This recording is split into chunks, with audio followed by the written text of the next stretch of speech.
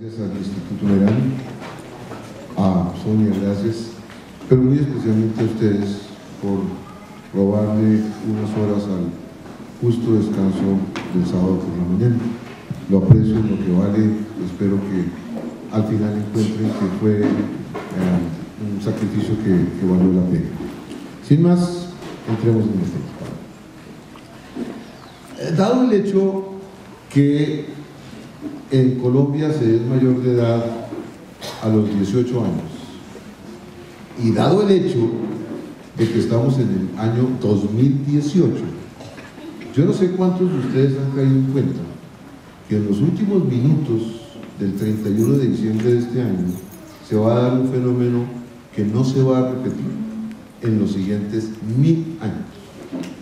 Y es que resulta que en los últimos minutos de este 31 de diciembre, absolutamente todos los niños de este país van a haber nacido en el siglo XXI, en el tercer milenio.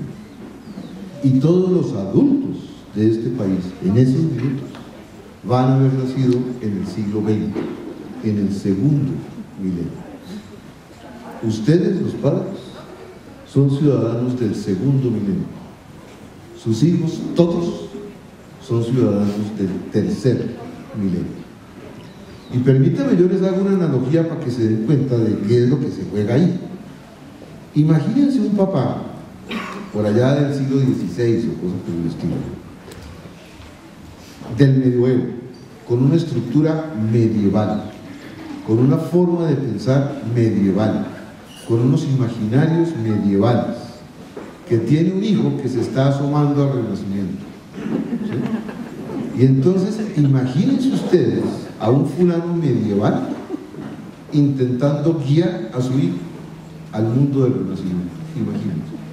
Bueno, pues eso es una bicoca al lado de lo que les toca a ustedes y a sus hijos, porque esa transición del medioevo al Renacimiento es un paseo de Boy Scouts al lado de la revolución que estamos viviendo en este momento. Cuando algún antropólogo dentro de 800 años o 1000 años mire para atrás, no tengan la menor duda que va a decir que la revolución a la que se asistió en estos albores del tercer milenio es comparable apenas a la aparición del fuego o alguna cosa por el estilo. La cantidad de cambios a los que estamos asistiendo, fruto de la aldea global, de los cambios en las concepciones culturales, en la desaparición de los referentes que antaño fueron los referentes, de la aldea global, de las comunicaciones, de la tecnología, de la apertura al espacio, de la biología. Mejor dicho, lo que estamos viviendo es de un tamaño que a duras penas la aparición del fuego. Bueno, pues esa analogía con ese padre medieval intentando guiar a su hijo al mundo del Renacimiento, repito, se queda chiquita frente a lo que les aguarda a ustedes, ciudadanos del segundo milenio, intentando guiar a sus hijos hacia el mundo del tercer milenio. Esos son sus hijos, ¿sí? Los ciudadanos del tercer milenio. Y esos son los mundos que les esperan. Esos son los horizontes que ellos verán. Esos son los mundos que ellos habitarán, pero más que habitarlos, esos son los mundos que ellos construirán, ¿sí? Para esos mundos es que en principio nos estamos preparando en la medida de lo posible, ¿sí? Y claro, ¿cómo serán esos mundos? Pues no lo sabemos. En la inmensa mayoría no lo sabemos, y ahí está el problema, que no sabemos cómo van a ser. Pero sí sabemos que a pesar de que no sabemos cómo serán, hoy nos toca actuar. No podemos esperar a que nuestros hijos tengan 50 años para entonces, ya sobre hechos cumplidos, guiarlos hacia ese mundo. No, por supuesto. Nos toca guiarlos hoy para un mundo que desconocemos. Somos unos ciegos intentando guiar a un vidente por entre un laberinto. Esa es nuestra tarea, ¿sí? Pero hay que cumplirla. No hay escapatoria. Hay que entregarles algo. ¿Y qué les vamos a entregar? Pues ya lo dijo Confucio. A los hijos hay que entregarles raíces y hay que entregarles alas. Ese es el legado que le debemos dejar a nuestros hijos. Y en hablando de alas, ¿cuáles son las alas que les permitirán volar de mejor manera en ese mundo que les espera? Pues de nuevo, no lo sabemos, así es cierta, pero sí sabemos una cosa: no son las de ayer, seguro. Sus hijos no van a mandar telegramas. Pregúntenles qué es un telegrama. Ni siquiera son las de hoy, porque sus hijos no son ciudadanos del 2018. Sus hijos son ciudadanos del 2025, del 2036, del 2048. Entonces, ¿cuáles son las alas? Pues no lo sabemos, repito, pero ciertamente no van a ser las alas de ayer. Eso sí, seguro que, con certeza absoluta. El pasado fue maravilloso. Yo vengo del pasado. Yo soy un hombre viejo. Yo viví de ahí. Y yo me crié ahí. Y yo me construí para ahí. Y yo me gocé ese mundo. Maravilloso. Pero ese no es el mundo que vivirán mis hijos y mis hijas. No. Y tengo que tenerlo claro. Y no tiene sentido que me pase la vida diciéndoles: ay, pobrecitos ustedes que no saben lo que es pasarse la vida colgado de un palo de guayabas y no sé qué. No tiene caso. Para empezar, también van a tener palos de guayaba. También lo van a tener. Pero cuando yo le diga al muchachito: sí, pobrecito usted que no tiene para verlo, pero usted no tiene el iPad que yo tengo, a ver. No tiene caso que nos dediquemos a hacerle letanías de todo tiempo pasado fue mejor, de qué porquería les toca a usted, pobrecito. No, les tocan mundos maravillosos, van a construir mundos maravillosos, pero no serán los nuestros. Entonces, en resumen, ¿cuáles son esos mundos? ¿Cuáles son esos horizontes? ¿Cómo podemos ayudarles a transitar de mejor manera por esos caminos que les esperan? Para enfrentar este tema yo quise partir esta presentación en 3 capítulos. El primero, lo que ya no vamos, ¿sí? No tiene caso. De nuevo, los telegramas, ni pa' qué, ¿sí? Muy divertidos, y el papá de García Márquez era telegrafista de la Cataca, y sí, todo lo que ustedes quieran, pero telegramas no, de esos ya no hay más, ¿sí? Lo segundo, entonces, ¿cuál es el equipaje que vamos a poner en sus mochilas para ese viaje que les espera? ¿Qué vamos a colocar ahí, en esas mochilas de ellos? Y lo tercero, ¿a qué redefiniciones nos obliga eso? ¿Qué cosas tenemos que ver de distinta forma y hacer de distinta manera? Porque de lo contrario vamos a tener dificultades. Entonces, empecemos con lo primero. Lo primero, ¿qué es lo que ya no va más? ¿Qué es lo que definitivamente no? Algunos de ustedes tal vez habrá asistido a presentaciones mías en otros contextos, fundamentalmente de papás, una de las cuales enfatiza mucho el tema de la diferencia. Esta presentación se llamó siempre Chévere ser diferentes, y chévere ser diferentes es que es chévere ser diferentes, y eso es lo que ya no va más, porque es que el siglo XX se construyó sobre un imaginario, sobre el imaginario de la homogeneidad, de que los niños eran homogéneos, ¿sí? Y resulta que no. Resulta que esa es una paradoja además, porque los humanos no gustamos de lo homogéneo. Lo que es uniforme, lo que es homogéneo, los humanos lo encontramos aburrido, desértico, atemorizador, no nos gusta lo homogéneo. ¿Qué es lo que atesoramos los humanos?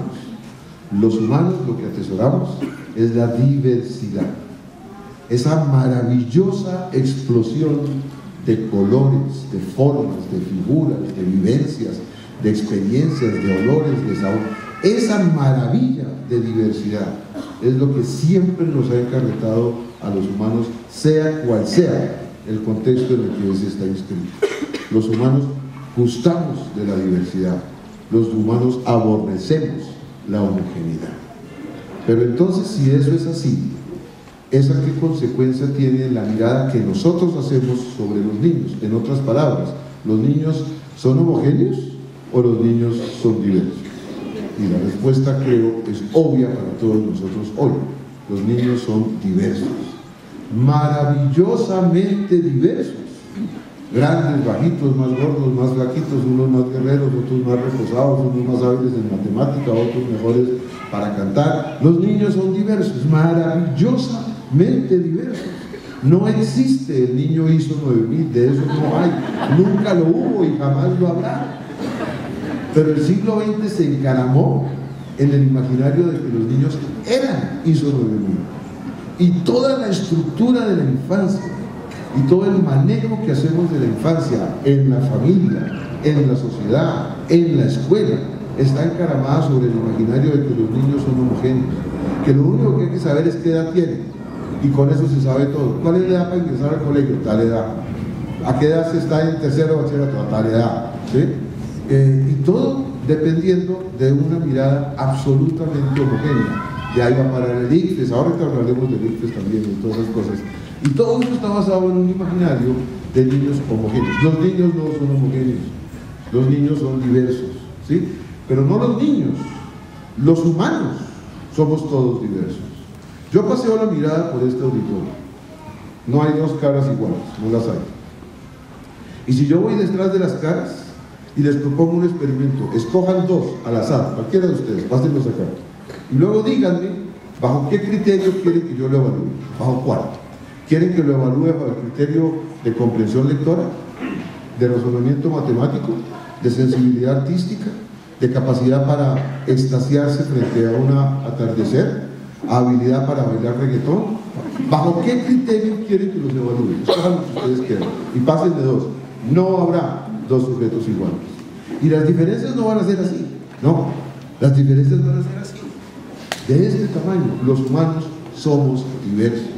No existe el concepto del humano ISO 9000, ni el humano, ni de los niños ISO 9000. De eso no hay.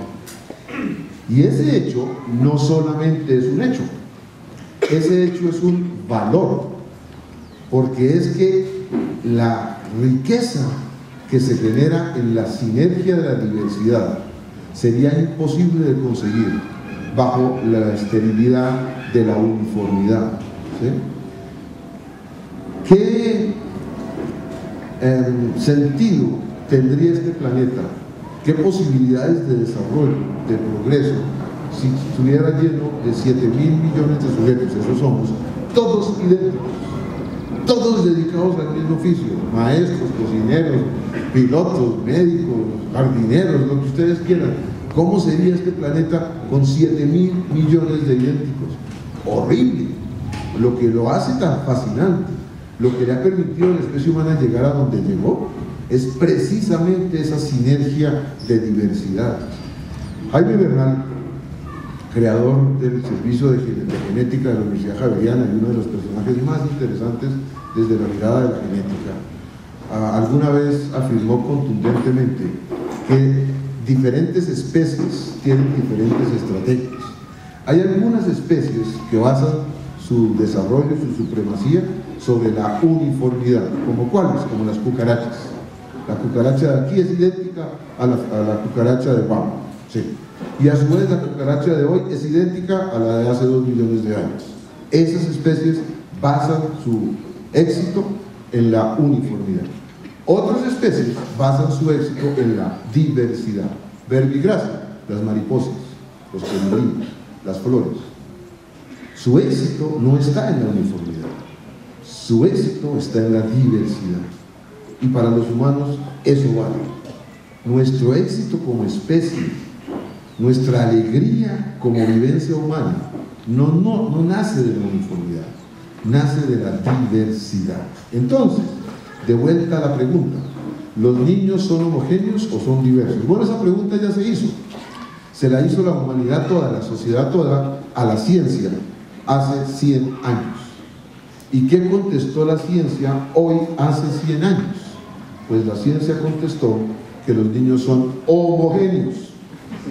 Y que como son homogéneos, pues entonces, pues ni para qué mira para nada, pues son igualitos, son idénticos. Y surgen entonces lo que llamamos las escalas normatizadas del desarrollo. Y entonces los niños se sostienen la cabeza a los 3 meses, se sienten más o menos a los 6, se paran a los 10, caminan a los 12, tantas palabras, etcétera, etcétera, etcétera. Y poco a poco en la sociedad se va construyendo el imaginario de que lo único que usted tiene que saber es cuál es la edad del niño, ¿sí? Y con eso ya lo sabe todo, ¿sí? Entonces si tiene tal edad pues hace tal cosa, y si tiene tal edad pues hace tal cosa, y entonces aparece alguien y dice: no señor, vea, ese de allí tiene una edad distinta y no, hace tal cosa y no tiene la edad que usted dice. ¿Cómo me lo explica? Entonces uno contesta: pues obvio, ¿cómo le ocurre? ¿No ven que es anormal? Porque entonces los que sí son como dice la escala, pues esos son normales, obvio, claro. Piensen, ¿sí? Y los que no, pues es que son anormales. Y el siglo XX se encarga de empapelar este planeta a punta de patología, ¿sí? Que tiene el retardo de no sé qué, que tiene el autismo de la no sé cuándo, que tiene el retardo mental de la esta cosa, de la aquí, de la aquí, de la aquí, de la allá. Y empapelamos este planeta a punta de patologías, muchas de las cuales son simplemente diversidades y nada más que eso, ¿sí? El problema fue más allá. El problema es cuando aparece una segunda pregunta, y la pregunta es: oiga, ¿y si es posible medir quiénes son los niños normales y quiénes son los niños anormales a punta de estas escalas? ¿No será que eso lo podemos aplicar a toda la población? ¿No será que podemos medirle las habilidades a toda la población y decidir quién es normal y quién es anormal? Y claro, por supuesto que sí, y aparece el coeficiente intelectual, ¿sí?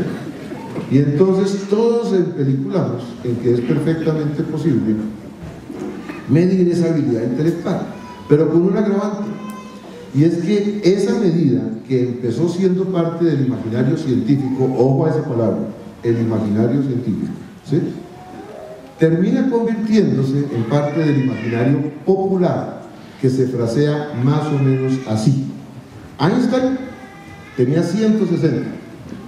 ¿Y cuál es su coeficiente intelectual? ¿Sí?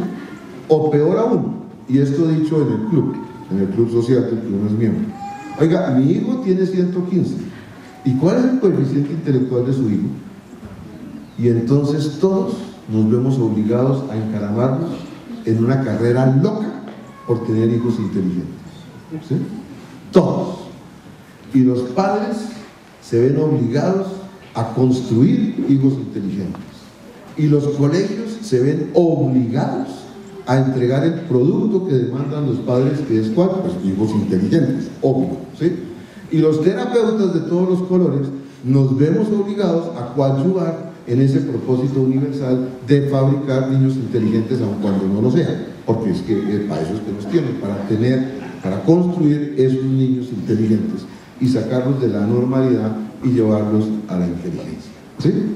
Y en ese propósito todo lo demás se fue al caño. No existe otra medida, no existe otra forma de enaltecimiento social, no hay otra cosa que lo haga uno digno ante los ojos de sus padres, porque es que eso no fue siempre así.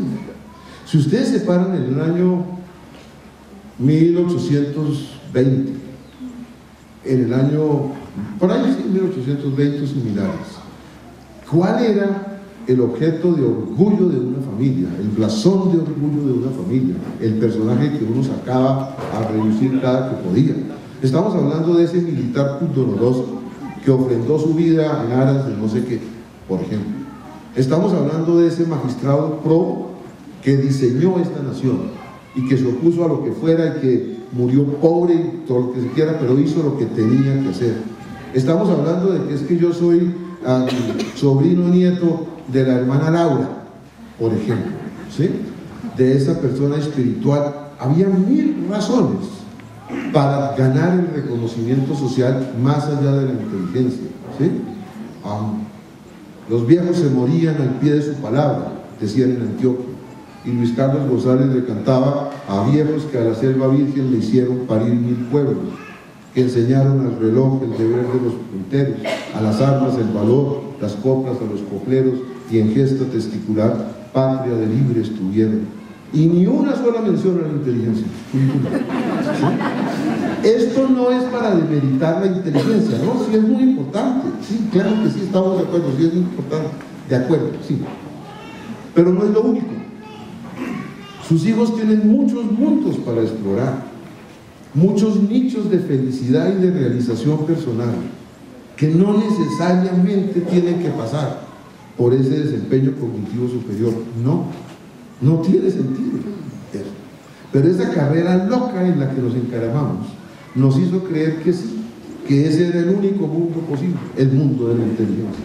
Y a eso le hemos sacrificado los valores que ustedes quieran. Y al niño se le permite lo que quiera, puede hacer las barbaridades que quiera, siempre y cuando sea inteligente, ¿sí? A la inversa, si no, puede ser la madre Laura, nada, olvídelo, eso no sirve de nada, ¿sí?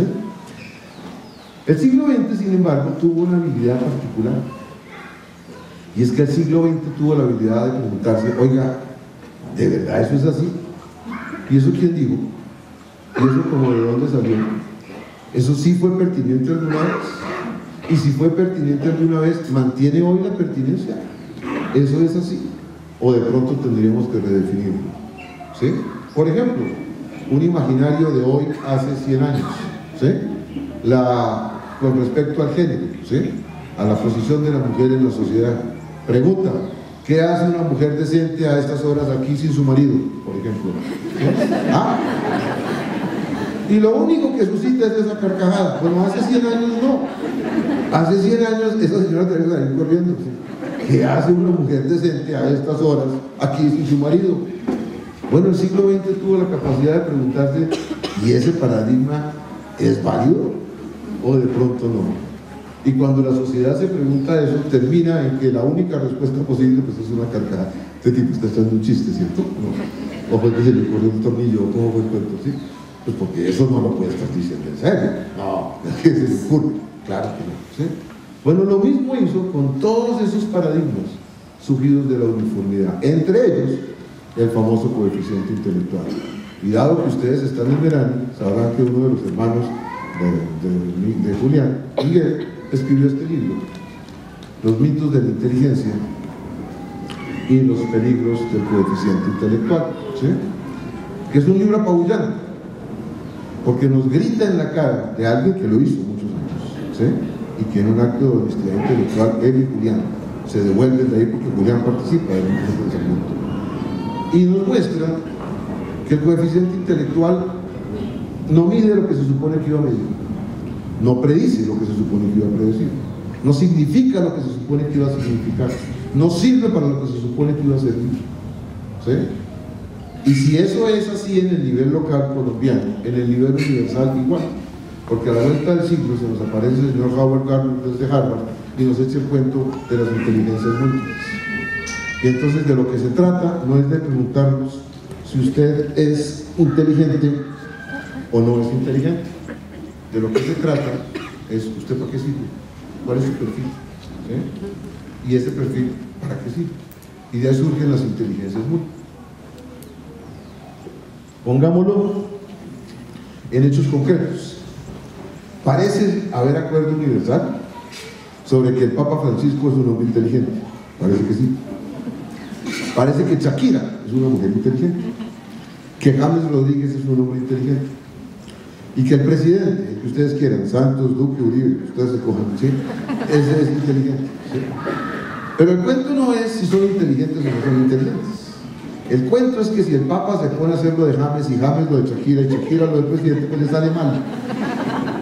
Porque el asunto no es si usted es inteligente o no es inteligente, el cuento es usted para qué sirve, ¿sí?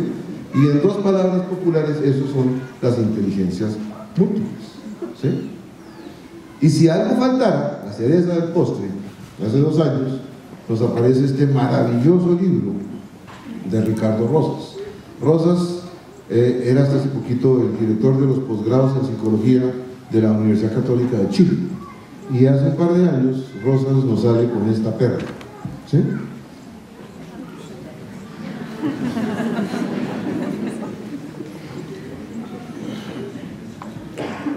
Que nos explota en la cara el hecho de que ese coeficiente no es nada distinto de una medida de inequidad social.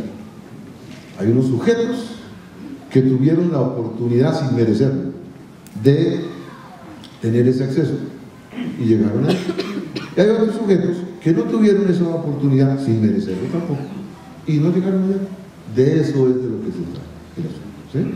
Ahí va la famosa inteligencia.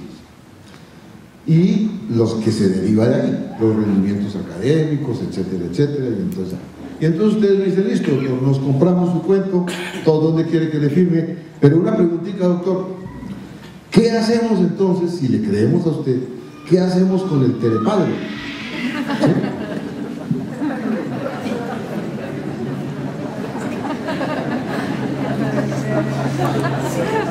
Porque es que si nos comemos su cuento, pues mañana les toca esa cosa, y entonces ¿qué hacemos con eso? ¿Sí? Dejemos al telepadre quieto por ahorita, ¿sí? Más adelante lo vamos a retomar, ¿no? Les garantizo que no se nos quede en el tintero. Pero antes de meternos con el telepadre, metámonos con el ICFES, metámonos con cuál es la validez de esa cosa. Yo les propongo que se vayan a la casa después, o esta noche métanse a Google y pongan, solo por curiosidad, valor predictivo de los exámenes de Estado, ¿sí? Y se van a encontrar una enorme cantidad de citas, la inmensa mayoría de las cuales adversas. Este es del grupo de la Universidad de La Sabana, utilizando se encontraron correlaciones predictivas débiles entre los exámenes de edad asociados a la profesión superior. Contrario a las prácticas no sé cuántas, el resultado del ICFES no debe ser el único referente ni el más importante para hacer, etcétera, etcétera, etcétera, etcétera. Eso está más que establecido, ¿sí? Entonces, repito, al telepadre le metemos muela más adelante, pero desde ya que nos vaya quedando claro que eso existe. Y los invito, métanse a Google y pónganos y miren a ver qué les sale. Entonces, de vuelta, ¿los niños son homogéneos o son diversos? Pues son diversos, maravillosamente diversos. Pero el asunto es que tenemos que ser capaces de trascender del discurso a lo operativo, a la logística. ¿Cuáles son las implicaciones del discurso de la diversidad sobre la cotidianidad de sus hijos? Ese es el cuento, no es el discurso, no. El cuento es eso que significa en la vida real para sus hijos. Significa muchas cosas. Empecemos con las expectativas de los padres. Porque es que resulta que los padres con demasiada frecuencia siguen pegados en el siglo XX, inclusive en los inicios del siglo XX, y pretenden dejar a sus hijos anclados ahí, sin darse cuenta que el planeta pues está en otra parte, ¿sí?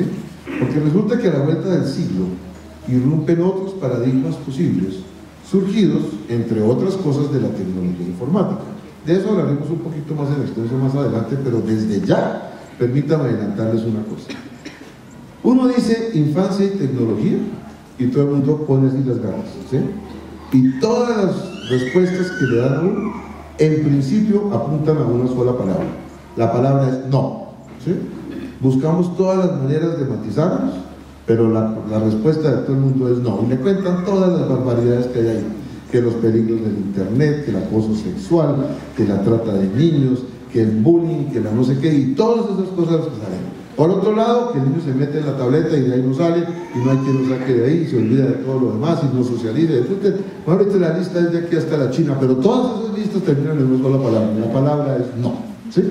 Sobre eso hablaremos un poquito más adelante, ya lo dije, pero desde ya permítame decir de manera categórica que la pregunta sobre si niños y tecnología es, que si los niños estarán en tecnología, es lo mismo que preguntarse si los niños van a respirar. Sí, los niños van a respirar, sí o sí. Ustedes pueden decir lo que quieran, pueden opinar lo que quieran, pueden sacar los argumentos que quieran, pero los niños van a respirar. Bueno, exactamente de la misma manera, los niños están y van a estar en tecnología. ¿Que tenemos que mirarle las aristas de la tecnología? Sí. ¿Que tiene problemas y peligros? Pues por supuesto, porque nadie lo va a ignorar, eso está claro. Pero que la respuesta automática de todos nosotros frente a tecnología en la infancia sea no, pues no, ese pedazo sí, no, definitivamente. Entonces, a la vuelta del siglo, irrumpen nuevos paradigmas surgidos de la tecnología informática, por un lado. Pero por otro lado, el mayor espacio de aceptabilidad social de otros paradigmas. ¿Cómo qué? Como la gente con discapacidad. La gente con discapacidad en 1950 no tenía ningún espacio en la sociedad. punto, se acabó. Eran una subespecie rara, ¿sí? Y hoy en día esas personas están incorporadas al cuerpo social. Entonces ese es un segundo elemento. Y el tercero, del mayor espacio de aceptabilidad, valoración y reconocimiento de otros proyectos de vida.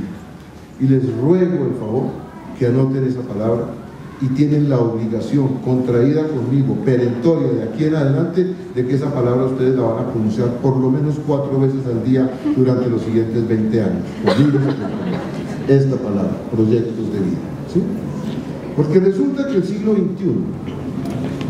trae opciones de proyectos de vida maravillosos que el siglo XX no conoció.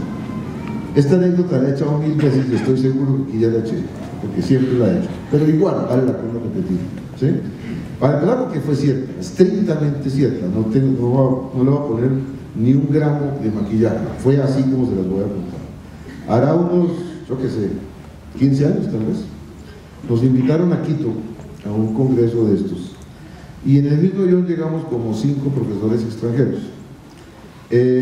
Y cuando pasamos inmigración se vinieron los periodistas, le habían hecho mucha difusión en la prensa y no sé qué, y entonces apenas pasamos de inmigración se vinieron un poco de periodistas, ¿sí?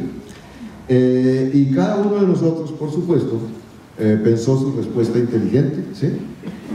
Se puso titino y buscó su mejor ángulo como Julio Iglesias, ¿sí? Y los periodistas siguieron la práctica allá, porque allá venía el tipo importante, un futbolista. Y esta anécdota, que les repito, es exactamente así, no tiene por qué. Me golpeó en la cara, me cacheteó de la manera más feroz sobre esa realidad. La realidad de que el siglo XXI tiene un mayor espacio de aceptabilidad, valoración y reconocimiento de otros proyectos de vida que el siglo XX no conoció. Cuando yo estaba chiquito, yo tenía que ser médico, abogado, ingeniero, 3 o 4 cosas más, porque eso era lo único posible. Tenía una opción, no ser una de esas cosas, pero para entrar a esa opción antes tenía que pronunciar una palabra, la palabra fracaso. Pues, como usted no puede, digo, pues entonces váyase, ¿sí? ¿Qué podamos hacer? ¿Sí? Porque la única cosa posible para un muchacho como yo en esa época, pues era ser médico, abogado, ingeniero, etcétera. Dada esa premisa, se justificaba que me torturaran como fuera necesario para que yo lograra ser médico, abogado, ingeniero, etcétera. Porque de lo contrario, el mundo que me esperaba era horrible. Y entonces todas las terapias del planeta y todas las planas para que la letra saliera bonita y todas las cosas que me pasaron en la vida se justificaban, y los padres sometían a sus hijos a esas torturas espantosas porque les tocaba, porque de lo contrario el mundo que les esperaba era horrible, era espantoso, sí, pero eso no es la realidad del siglo XXI. Y ustedes siguen haciendo lo mismo que mis papás en 1950, ¿sí? Forzando a sus hijos a romperse el lomo, buscando un futuro que no es futuro, es pasado. Se fue, no volverá. El siglo XXI trae otras cosas. No estoy denigrando de los ingenieros ni de los abogados, yo soy médico, por supuesto, y estoy muy contento de serlo. Es más, yo soy un tipo exitoso, sin lugar a dudas. Esto para decir que esas otras opciones no son opciones a título de premio de consolación, no. Como no pudiste ser médico, hijo, entonces sé cocinero, por ejemplo, ¿sí? Eso me hubiera dicho mi papá si yo le hubiera dicho que quería ser cocinero, por allá en esa época, ¿sí? Como no pudiste ser médico, mi amor, pues entonces, hágale a la cocina y métase de cocinero y pélese, güey, y qué más vamos a hacer. Es lo único que te puedo hacer. Entonces, repito, yo soy un tipo exitoso. A mí me ha ido bien en la vida, me traen a dar conferencias, me llevan a otros países, me pagan, vivo bien. Yo soy un tipo exitoso. Pero si ustedes paran al lado a uno de los hermanos Ramos, yo soy un pobre patrinchado. En serio, no es paja. Para empezar, miren las chequeras. Sí, en serio. No es chiste, no es ¿sí? Vayan, miren cuántas apariciones hace cualquiera de los Ramos en la revista Hola y en Jet Set, y cuántas hago yo. Pues ninguna. El tipo es ese. ¿Sí? Y él no lo tiene como premio de consolación, no, como primer premio. El mayor espacio de aceptabilidad, valoración y reconocimiento de otros proyectos de vida trae el siglo XXI para sus hijos. Ustedes no lo saben, no se han entellado, no se la han pillado. Entonces, como consecuencia de lo anterior, ganan espacio nuevas oportunidades en las que un niño o una niña con dificultades en un área pueden enrumbarse hacia otras áreas que le ofrezcan menos dificultad o inclusive le permitan sobresalir, ¿sí? Y eso nos lleva a un lindo artículo que escribió el profesor Serrano. El profesor Serrano fue uno de los creadores del ICFES, dicho sea de paso, y después fue rector de la UDES durante muchos años, y escribió este artículo en 2004 que publicaron en la revista de la Universidad de San Pedro, ¿sí? En donde mencionaba cuáles eran las profesiones del futuro. ¿Y cuáles mencionaba el profesor Serrano? Mencionaba, por ejemplo, el ludicador, que diseñará juegos informáticos y otras distracciones cibernéticas de gran demanda en las familias modernas. ¿Y ese quién es? Pues ese es un muchacho vago, sin vergüenza, zarrapastroso, con los pantalones vueltos de muñeca, que jamás para bolas en clase, que está todo el tiempo así, y no sirve para nada más, ¿sí? Y un buen día sale con ese chispazo, y al otro día ustedes lo ven en la prensa, $100 millones vendió la compañía, no sé cuánto. Ese es el primer rubro en el Producto Interno Bruto de la India. Empecemos por ahí, ¿sí? Eso no es un rubro, eso es de ese tamaño, ¿sí? Acabo de leer una nota por ahí, una cosa, que han vendido un juego no sé cuántos, ¿sí? Por $2.600 millones. La compañía tal que diseñó el juego tal se la vendió a la compañía tal por $2.600 millones. Por eso mismo, ¿sí?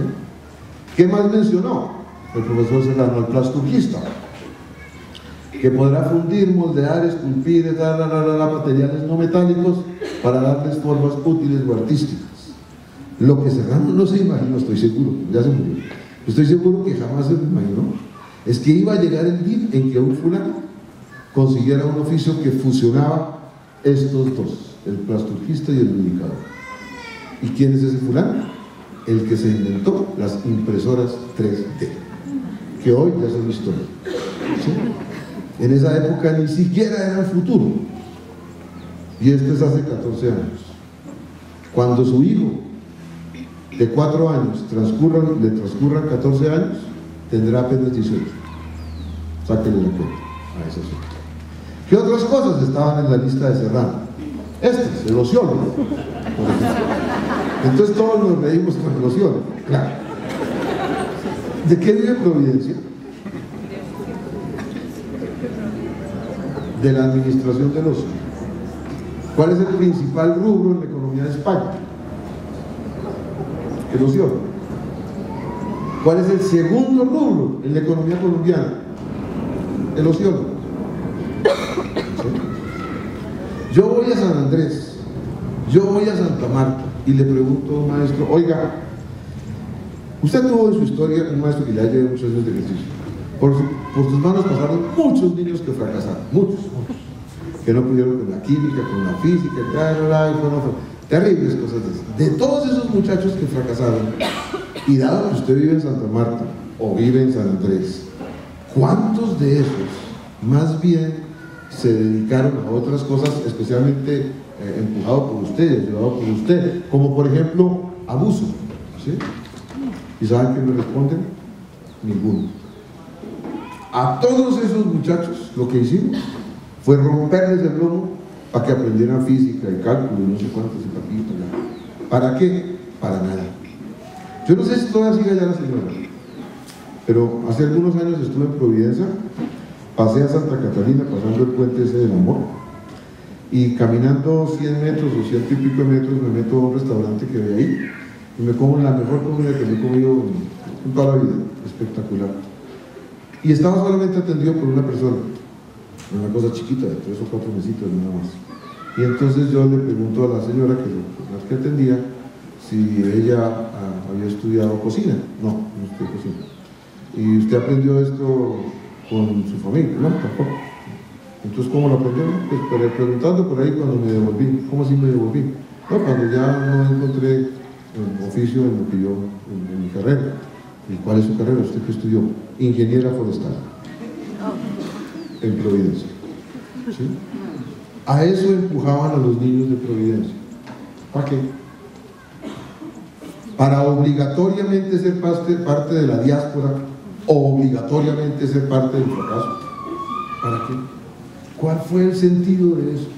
Bueno, eso lo seguimos haciendo con nuestros niños hoy en día. El que para mí sigue siendo la cereza del postre en este tema es el cuento este de acá.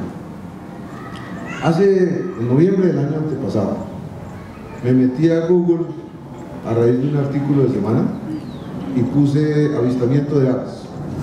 Y me aparece la propaganda de esta empresa que se llama Rock Jungle, ¿sí? Y en esa página web reseña que Colombia tiene más especies de aves que cualquier otro país en la Tierra. Y acto seguido esa empresa ofrece sus tours de avistamiento de aves. Y entonces, esto fue en diciembre del año antepasado. Entonces, si usted quería tomar este tour, por ejemplo, Colombia Andina, ya no hay espacios disponibles, agotadas localidades. Si usted quiere tomar este, ya no hay espacios disponibles, agotadas localidades. Si usted quiere tomar este, todavía hay espacios, pero alístese $6.550, eso vale. Si usted quiere tomar este, hay espacio, pero alístese $9.250. ¿Y quiénes son los muchachos que guían estos tours por Colombia? Y los colombianos somos los únicos que no nos hemos pillado en dónde está el planeta.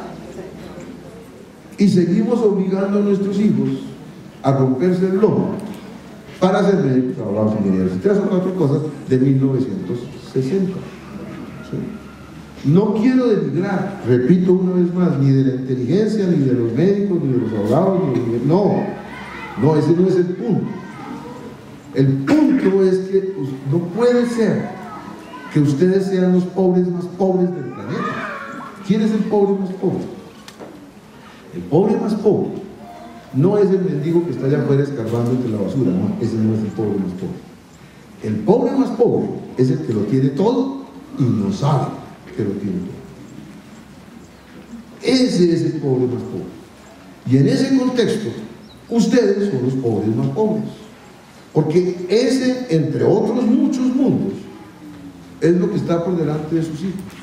Sus hijos van a poder ser o médicos, o abogados, o ingenieros, o guías de avistamiento de aves, o enólogos, o chefs, o acompañantes de excursiones, o pilotos, o 10 millones de cosas maravillosas, valiosas, lo que ustedes quieran, pero no se puede, no. Porque es que tú tienes que ser médico, abogado, ingeniero, porque eso es lo único docente que tiene la vida. ¿Sí? Podríamos seguir ahí hasta perpetuidad, pero dejémoslo quieto. Volviendo a la pregunta, ¿los niños son homogéneos o son diversos? Claro. Y lo que les mostré, acuérdense, era una cosa, era cómo llevamos a la realidad operativa cotidiana las implicaciones de la afirmación de que los niños son diversos, para que no se nos quede solamente en un discurso, sino que sus hijos deriven el beneficio que debieran derivar de eso. Y ustedes, sus padres, en vez de levantarse todos los días a llorar por el fracaso de mi hijo, puedan levantarse todos los días a morirse de la alegría y de la risa, acompañando a sus hijos a donde sea que los lleve el mundo, y entendiendo que esos mundos distintos son mundos maravillosos porque ellos los van a volver maravillosos, no porque lo sean en sí mismos, sino porque ellos con su actitud son los que los van a volver así de maravillosos. ¿Qué otra implicación tiene la afirmación de que los niños son diversos? Ese enorme capítulo horrible y con un nombre espantoso de los anormales. ¿Sí? Michel Foucault, uno de los principales epistemólogos del siglo XX, tenía una cátedra en la Universidad de París todos los años, y esa cátedra era infinitamente popular y solía terminar en un libro maravilloso como este, que nos ha hecho entender que eso que tan fácilmente y peyorativamente, popularmente llamamos los anormales, en realidad lo que estamos hablando es de un ser humano que es diverso, que tiene una manera distinta de habitar el mundo, que entiende la vida de forma distinta, que tiene otras vidas, que le tira a otras cosas, que se alegra con otras cosas y se entristece con otras, ¿sí? Y cuando eso empieza a cambiar, empezamos a entrar en la comprensión de que esos personajes caben dentro del cuerpo social tanto como cualquier otro, y aparecen entonces las tendencias inclusivas dentro de la escolaridad. Y en este momento la educación en Colombia cada vez más se entiende a sí misma como una educación inclusiva e incluyente, que vuelve realidad esa frase que está en el preámbulo de nuestra Constitución del 91, frase que dice que Colombia se entiende a sí misma como una nación que es reconocedora, respetuosa y valorativa de la diferencia. Y es verdad. Y en muchos ámbitos se ha logrado. Y en este ámbito de las personas con discapacidad, especialmente los niños con dificultades, se está logrando, y se está logrando cada vez más. Y la diversidad ya está instalada, no en Colombia, en el planeta entero, como un valor. Ya no hay que venderlo, ya no hace falta sacar payasos ahí, vengan, compren la diversidad, porque no, ya no hace falta. La diversidad ya está instalada como un valor en la mente de todos nosotros. Vayan ustedes al centro andino, vayan a cualquiera de los malls importantes en cualquier ciudad pomposa del planeta, y cuál es una de las tiendas más costosas y más apetecidas por todo el mundo. Una tienda que se llama Desigual, así se llama, porque lo desigual es lo que está ahí. La diversidad es hoy en día el valor. La carta de presentación que el presidente Santos le mandó a los presidentes del planeta hará 2 años, que era como la presentación de Colombia, era ese de Colombia Magia Salvaje, que lo que hacía era retratar la enorme diversidad de este país. Y efectivamente, somos uno de los países más diversos del planeta. Y ese es un activo enorme, pero no diverso solamente en la geografía, no diverso solamente en la botánica, diverso también en su capital humano, diverso también en su conformación humana, en los imaginarios humanos de cada uno de nosotros.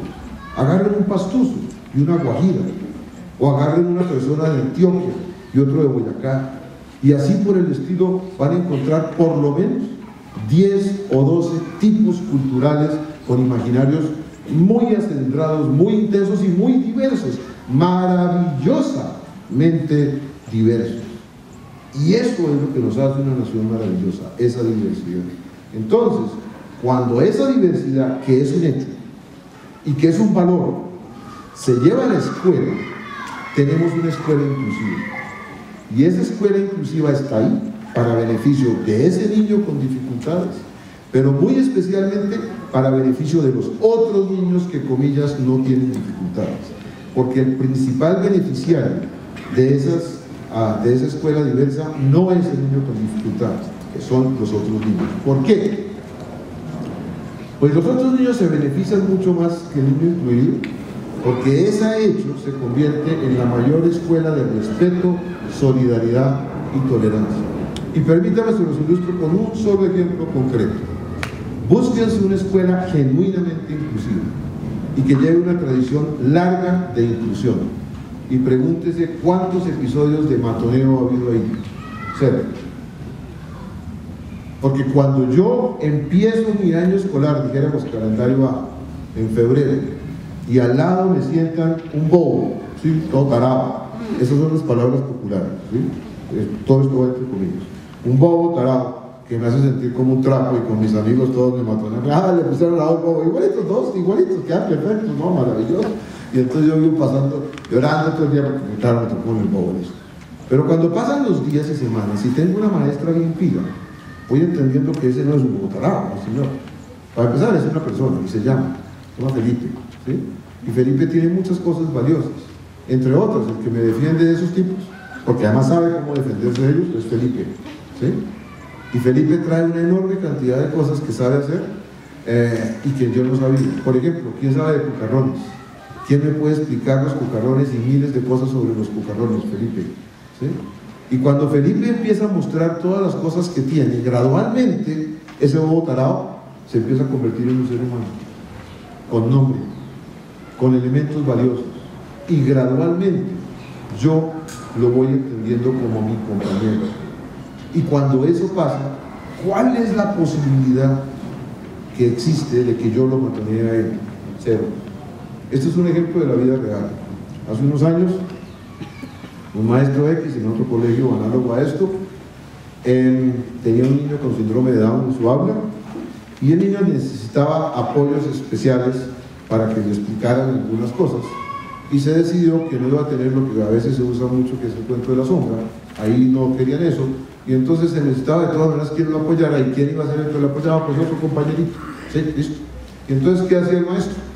Y el maestro lo que decía es que al principio de la semana, digamos, no era por semanas, pero digamos que era la semana, al principio de la semana preguntaba: ¿quién quiere ser esta semana el tutor de, llamémoslo, Nicolás? ¿Quién quiere ser esta semana el tutor de Nicolás? Y entonces, entre los niños que levantaban la mano, él escogía el tutor, y ese era el niño que acompañaba a Nicolás esa semana y le ayudaba con las tareas y le explicaba las cosas, y para aquí, para allá, y todo lo demás. Listo. Resulta que esa situación es la situación del aula de una de mis nietas, por eso la conocí.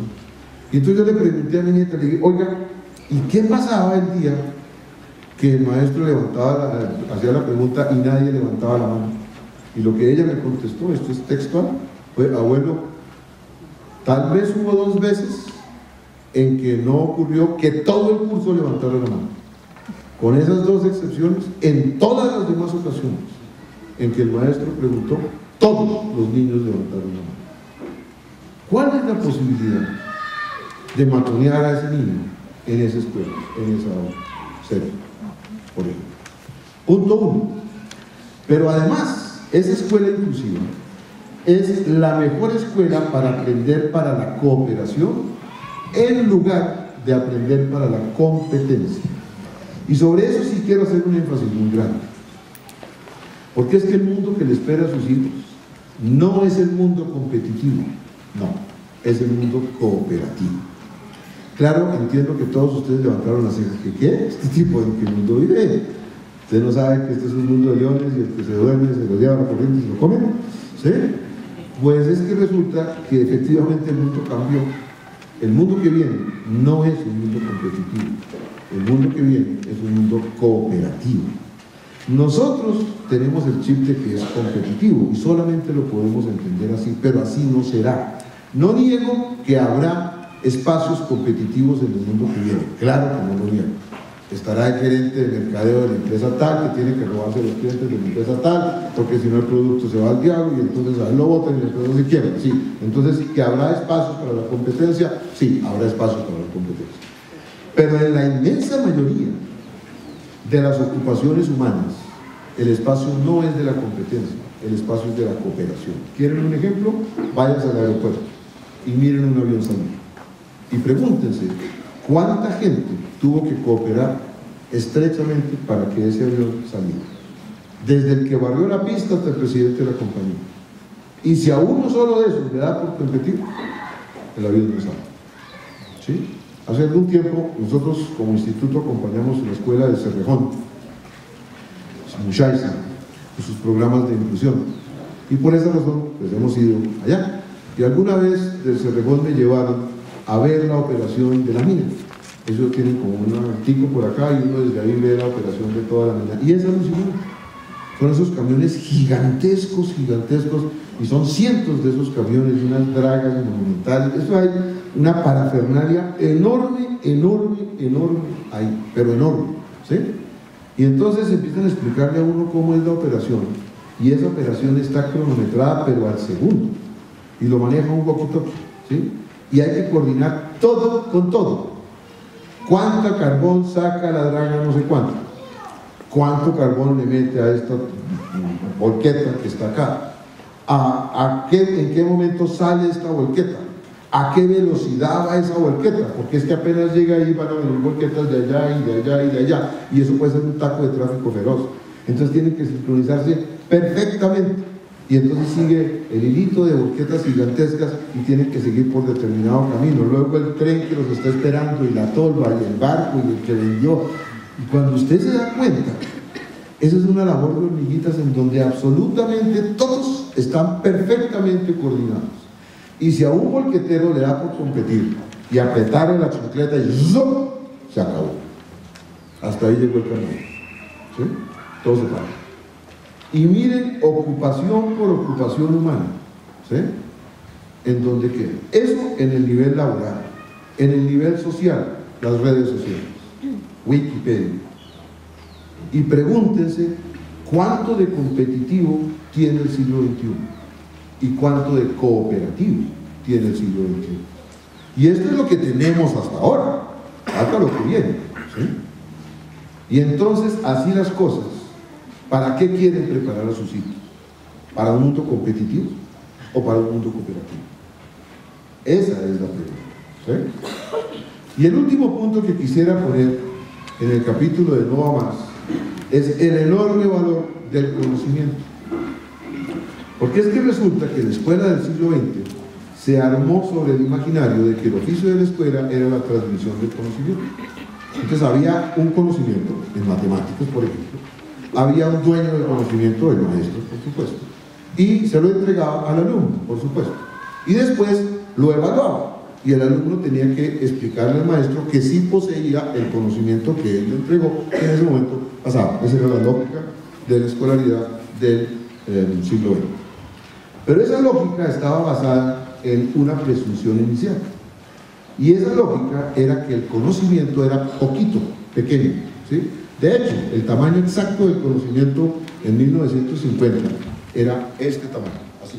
Físicamente este es el tamaño del conocimiento. ¿Y por qué se los muestro así? Exactamente este.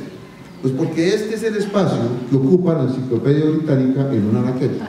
Y en la Enciclopedia Británica estaba todo el conocimiento, íntegro, todo lo que había que saber. Entonces usted quería hablar de jirafas. Usted cogía la Enciclopedia Británica, buscaba jirafas y encontró un párrafo así, y esos son las jirafas. Ese es el conocimiento sobre las jirafas. El conocimiento en 1950 era finito, era poquito. Como era poquito, la presunción de que se podía transmitir y que yo lo podía poseer, pues era obvio. Es más, había una enciclopedia, mi mamá me la regaló, de verdad, que se llamaba así, Lo sé todo, ¿sí? Sí, ahí está. O sea, era la enciclopedia. Se me perdió, si alguien me encuentra, yo estuve buscando un número de...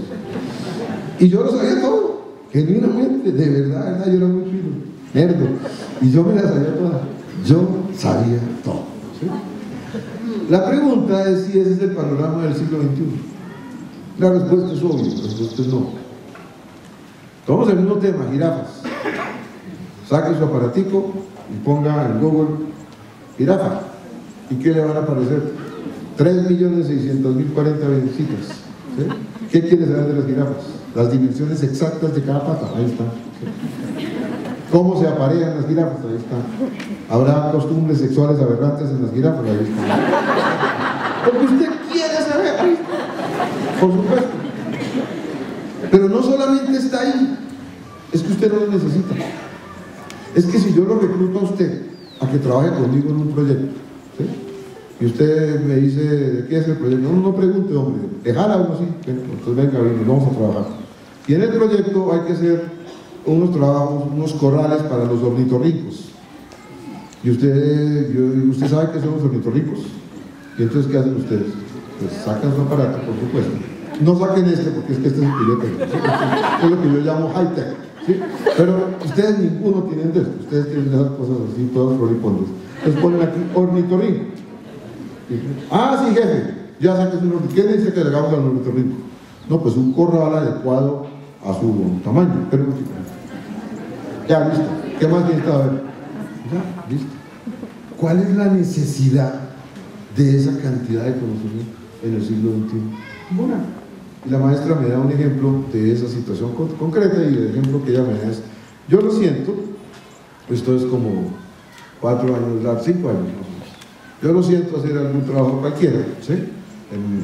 No es el que ella dijo, pero para explicarles el punto, escriban una frase de lo que pasó ayer, por decir alguna cosa, ¿sí? No, perdón, pinten lo que se ve por la ventana, por ejemplo. Pinten lo que se ve por la ventana. ¿Listo? Y entonces todos los demás niños se sientan y pintan lo que ven por la ventana. ¿Qué hace este niño? Ese es el más inteligente, porque ese sí sabe cómo se hace ese examen perfectamente bien. Y el niño lo que hace es Miss y ya, arreglado, porque él sabe que cuando él dice Miss viene y Miss lo hace, ¿sí? Y claro, queda perfecto y se hace así y a él no le cuesta ningún trabajo, ¿sí? El que sabe la respuesta correcta a cómo se hace esa tarea es él. ¿Y cuál es la respuesta correcta? No es que hacer garabatos, no, es decir, Miss. ¿Sí?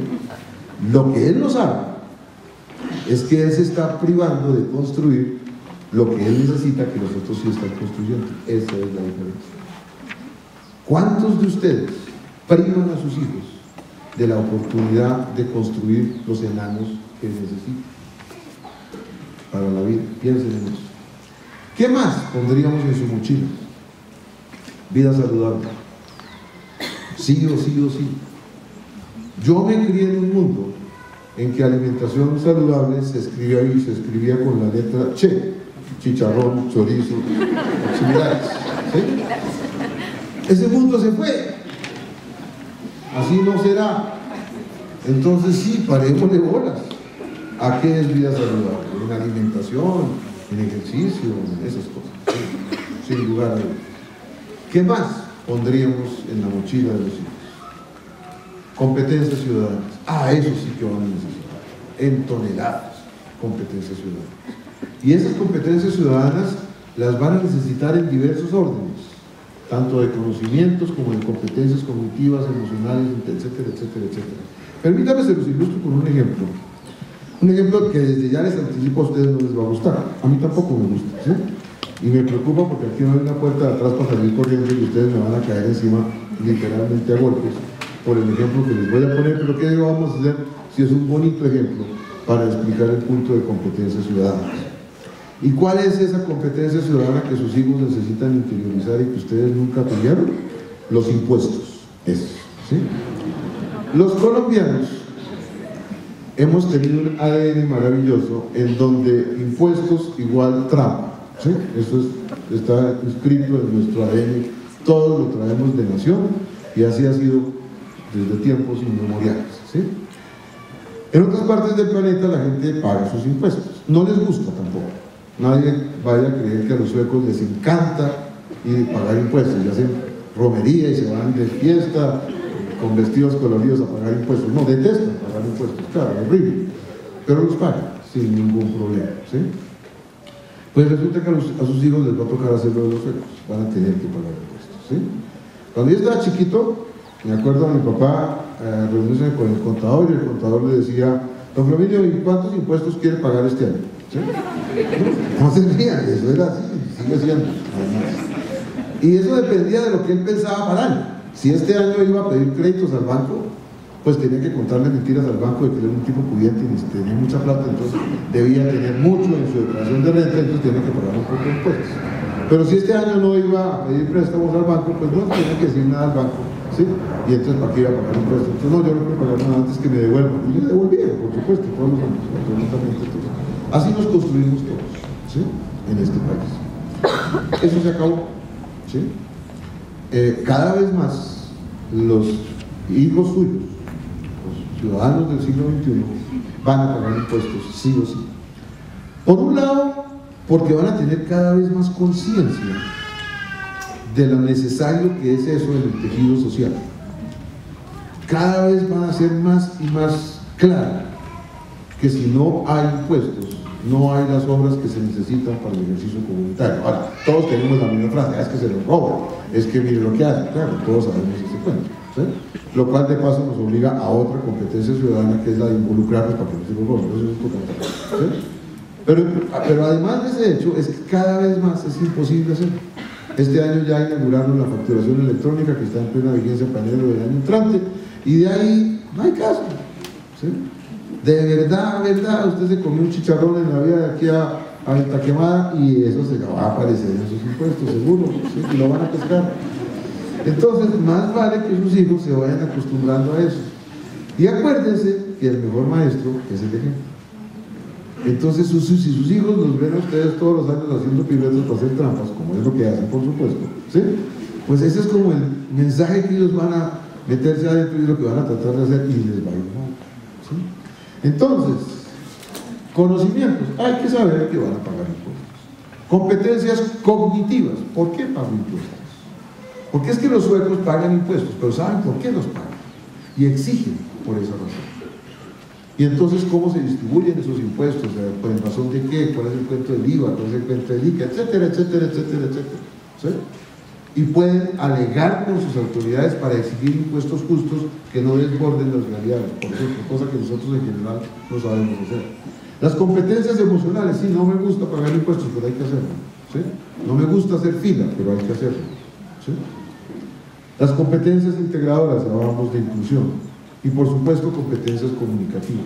En el siglo XXI va a ser cada vez más necesario el relacionamiento y deben ser capaces de esas competencias comunicativas muy ligadas al lenguaje del que ya hablamos anteriormente.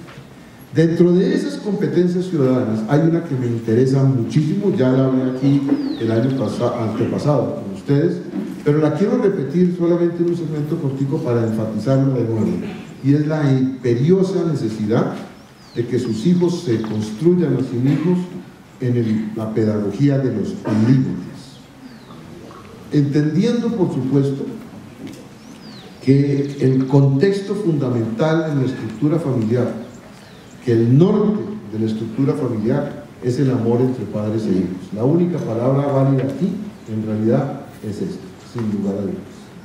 Pero como consecuencia de ese amor, no es que lo uno o lo otro, no, es al revés. Es que como consecuencia de ese amor, porque yo te quiero a ti y porque yo sé cuáles son las herramientas que tú necesitas para la vida, una de las cuales es esa comprensión de los límites, yo te voy a ayudar a ti a construir límites. Y eso es algo que nos falta desesperadamente en muchas ocasiones, no en todas. Por fortuna crece el grupo de padres que son cada vez mejores y más eficientes figuras de autoridad, y niños que interiorizan cada vez más los imperativos de comportamiento y de actitud. Sí, eso es verdad, pero todavía tenemos un enorme rezago de niños absolutamente desregulados, de problemas serios en la convivencia como consecuencia de pobre regulación infantil.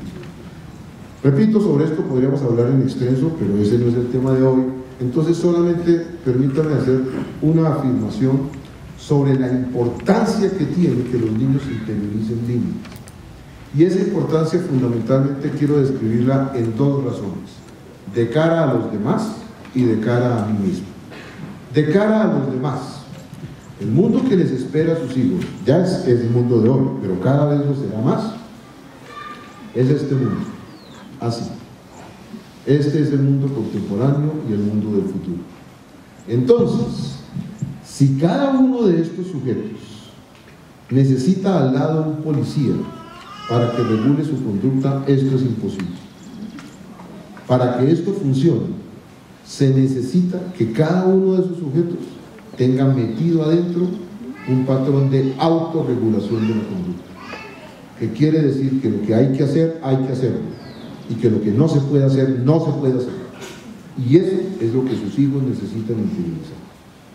Necesitan interiorizar ese elemento. En otras palabras, los imperativos actitudinales, comportamentales y éticos para la armonía y la convivencia en el siglo XXI. Entonces, por esa razón, si ustedes quieren comunitaria, o sea, de cara a los otros más que a mí mismo, es imperativo que sus hijos construyan límites, sí.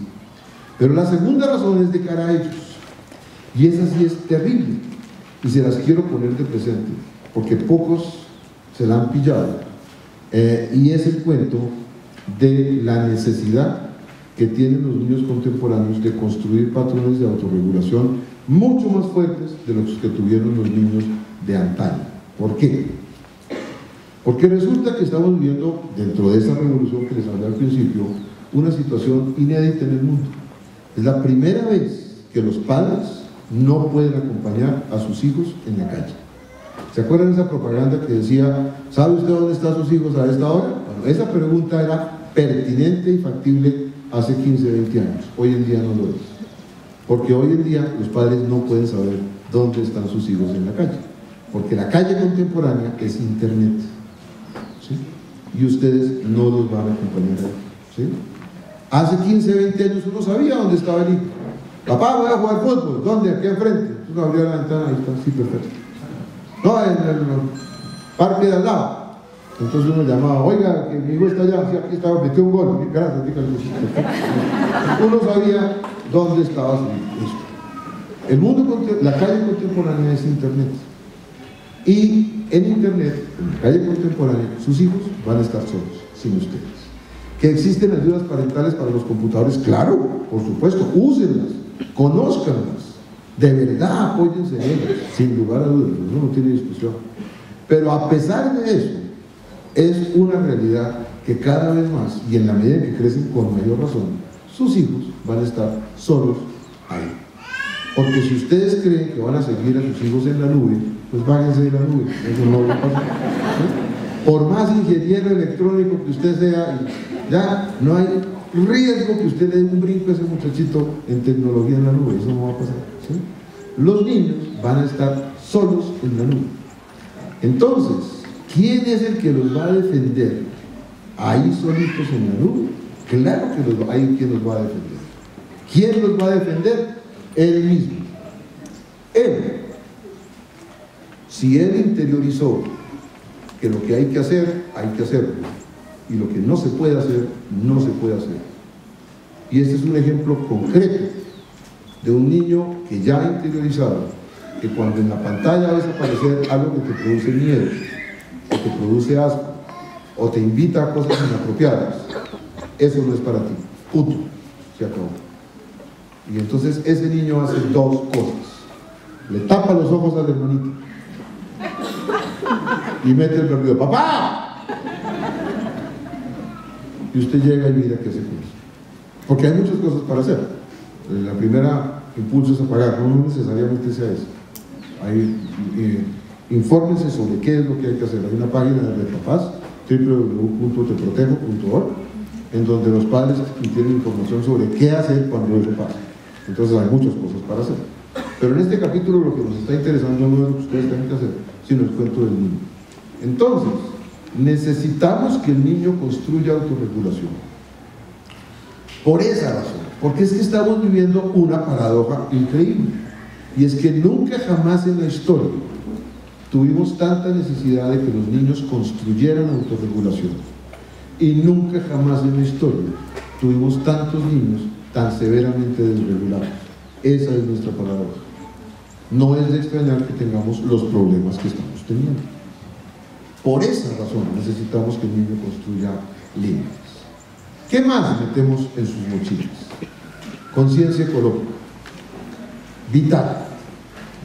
Porque es que resulta que la pregunta por si va a alcanzar el agua o va a alcanzar el aire, esa para mí es una pregunta anodina. A mi edad, a mí, ¿qué me importa? ¿Sí? Uno metido en una ataúd, ¿qué le va a importar? ¿Sí? ¿Sí? Para mí no es una pregunta pertinente. Pero para mi nieto que tiene 5 meses, 5 años, la pregunta de si va a alcanzar el aire o el agua, esa sí es una pregunta pertinente. Esta foto es del Tiempo, de enero 7, en donde tomaron desde Guadalupe a Bogotá en diciembre 19, cuando andaban todos los carros por la ciudad, y en enero 7, cuando la mitad del pueblo estaba de vacaciones. Este es el aire en los dos contextos. ¿Sí? Y estamos muy lejos de los peores escenarios. ¿Sí? Medellín ya vivió una situación catastrófica hace unos meses, en que tuvieron que prácticamente parar la ciudad. Santiago de Chile ha vivido como 5 ocasiones en que literalmente han parado la ciudad. ¿Sí? ¿Alcanzará el aire? ¿Sí? Esa es una pregunta pertinente para sus hijos. alcanzará el agua. Esto es Estocolmo. Este es el río que pasa por Estocolmo. No les traje el río Bogotá porque me dio pudor. ¿Sí? No puede ser que los niños de Estocolmo puedan pasear por las riberas del río que tienen allá así, y los nuestros tengan que pasar por las riberas del río Bogotá. No hay derecho. ¿Sí? ¿Por qué? ¿A cuento de qué? Entonces, ¿qué más vamos a meter en sus mochilas? Conciencia ecológica. ¿Qué más vamos a meter en sus mochilas? Resiliencia. ¿Qué se hace frente al dolor, frente al fracaso? En dos palabras: caerse se vale, pero es obligatorio levantarse. Y los niños deben aprender eso. Y eso desafortunadamente no está ocurriendo, porque nosotros estamos empeliculados en que la infancia es un mundo maravilloso, un paraíso perpetuo de caritas felices, en donde no le dejamos a nuestros niños la oportunidad de ver a veces algunos espacios malucos. No les estoy diciendo que los expongamos a las cosas terribles que con frecuencia vemos, no, de ese tamaño no, pero dosificado y en dosis crecientes. Ayudémosle a los niños a enfrentar dificultades. ¿Cuántas familias entran a una situación económica difícil, muy complicada, y saltan matones hasta aquí, hasta allá? Y a pesar de eso el niño sigue recibiendo en Navidad los hiperregalos y todos los días cuánta cosa. ¿Por qué ese niño no puede ir aprendiendo que la familia está pasando furias y que todos tenemos que ayudar con ese tema? Pero papá, es que yo quiero ir a... No se puede. Estamos más de plata, mamá. Ya te lo dije, ya lo sabes, entonces no pregunte más. ¿Se acabó? ¿Sí? Y los niños entienden y aprenden eso. Y aprenden que del roto se sale. Porque es que eso es la resiliencia. Resiliencia no es espíritu de víctima perpetua. No es un lloriqueo perpetuo, ay, pobrecito yo, pobrecito yo. No, eso no se trata. No. Resiliencia es una mirada distinta sobre la adversidad. Es que cuando yo estoy allá en el fondo del roto, soy capaz de todas formas de decir, ay, padre, sí, la cosa está peluda, pero hagamos un balance. Y todo balance tiene un activo y tiene un pasivo. Entonces ya tengo claro cuál es el pasivo. Sí, ya eso está clarito. Listo. Ahora miremos qué hay en el activo. Y entonces descubro que hay muchas cosas. ¿Sí? Y de esas me aferro. Y gradualmente voy saliendo. Y voy entendiendo que eso exige, por supuesto, esfuerzo de mi parte. Claro, y dolor. Sí, también hay un poco de dolor. ¿Sí? Y yo voy comprendiendo que caerse se vale, pero es obligatorio levantarse. Y una vez más, el mejor maestro es el ejemplo. Entonces, ayudémosle a nuestros niños a construirse como personas resilientes, capaces de enfrentar la adversidad de mañana, porque que la van a tener, la van a tener. Ah, eso sí, como saber que ayuda.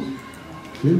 Si acaso, con una excepción entre los aquí presentes, si acaso, todos los demás, si llegan a viejos, habrán pasado matones en algún momento. Emocionales, laborales, financieros, lo que usted quiera, por supuesto. ¿Qué se hace en la adversidad? ¿Cómo se sale del rojo? Caerse se vale, pero levantarse, eso es obligatorio, sin lugar a dudas. ¿Qué más metemos en sus mochilas? Pensamiento innovador, piense distinto. Imagínense que se puede hacer de otra manera. ¿Sí? El siglo XXI cada vez atesora más esas innovaciones. ¿Sí? Y ahí hay un filón enorme. Traducido a términos laborales de uso común hoy en día, eso se llama emprendimientos. Y claro, los emprendedores emprenden. Muchos se revientan ahí, claro, eso es parte del asunto. ¿Sí? Otros no. ¿Sí? ¿Cómo se capitaliza el éxito en el emprendimiento? ¿Cómo se enfrenta el fracaso en el emprendimiento? ¿Cómo progresa uno dentro de eso? Y en eso el espíritu innovador es absolutamente vital. ¿Qué otras cosas tendríamos que poner en sus mochilas? Espíritu cooperativo, del cual ya hablamos un poco cuando estábamos hablando de inclusión.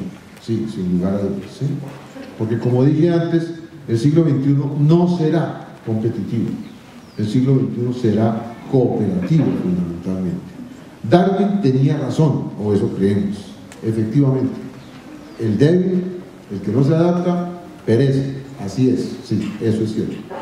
Pero la humanidad trascendió ya ese pensamiento darwiniano, que en 1220 se extinguió por completo la población de conejos de la isla de Borneo, por ejemplo. Sí, tal vez eso fue un hecho biológico y a nadie le importó, y qué, eso es parte del darwinismo.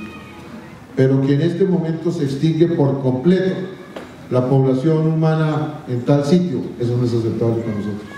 O peor aún, que podemos agarrar una población entera, comillas, inferior, y extinguirla, como el experimento que hizo don Adolfo Hitler, ¿sí?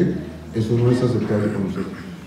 En este momento los humanos trascendimos ya ese espíritu darwinista, y entonces ya ese pensamiento por el otro, ese entender que el otro es asunto mío, es ya obligatorio, ¿sí? Ya no podemos funcionar en el darwinismo craso, repito, a pesar de que entendemos biológicamente que probablemente estamos locos. Hasta ahí hablando de qué meter en la mochila, hemos estado hablando de valores, de habilidades, de actitudes, y más de uno de ustedes debe haberse preguntado, ¿y los conocimientos? ¿Sí? ¿Dónde quedan? Pues claro, eso también hay que meterlo en su mochila, no los vamos a despreciar, ¿sí?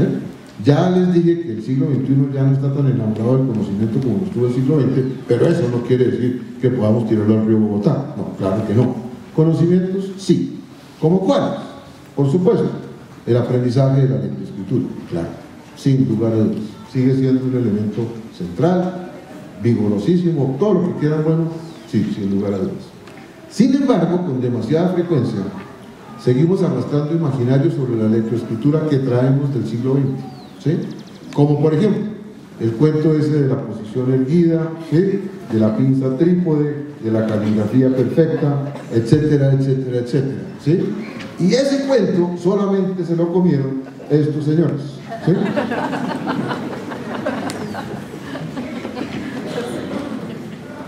Porque en el siglo XXI aprender, leer, escribir en realidad se hace así, o así, o así,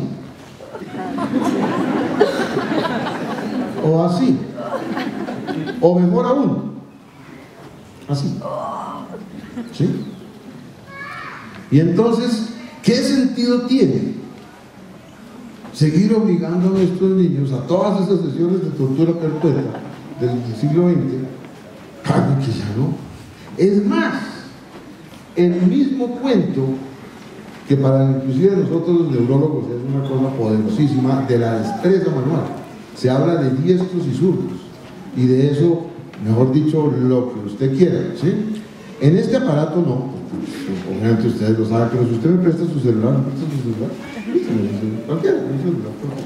Listo, gracias, muy amable. Este es que compare.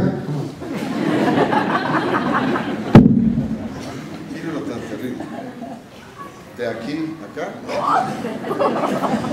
Volvamos al cuento, los ornitorrincos. ¿Sí? Entonces, ornitorrincos, vean mis dedos. Ojo pues, ¿dónde quedó la pinza trípode?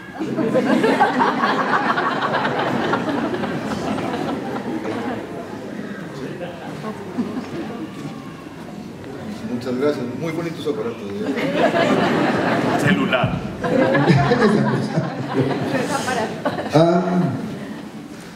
¿Qué sentido tiene aplicarle al conocimiento las normas del siglo XX?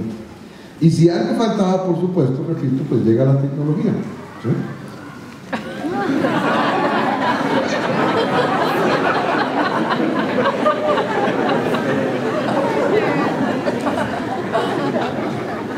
Para enfatizar el hecho de que, tal como dije al principio, si ustedes me preguntan si los niños van a respirar o no van a respirar, yo digo, ay, no, déjenme de bobadas, ¿no? Hasta bueno, pues claro que van a respirar, porque es que no se concibe el siglo XXI sin tecnología, ¿sí? No hay un riesgo a todo nivel, incluyendo, por supuesto, a los niños, ¿sí? Y ahí es donde viene lo que les decía al principio. Uno dice tecnología en infancia y todo el mundo se pone así y todo confluye a una sola respuesta. La respuesta es no. Pues no, así no es. Tenemos en cuenta esos peros, que son muchos y son importantes, sí, sin lugar a dudas. Pero al mismo tiempo tengamos en cuenta todo lo valioso que tiene la tecnología.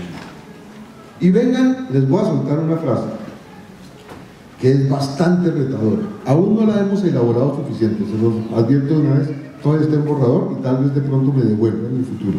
Quiero dejarme escondido el burladero ahí por si me toca salir corriendo porque metí la pata.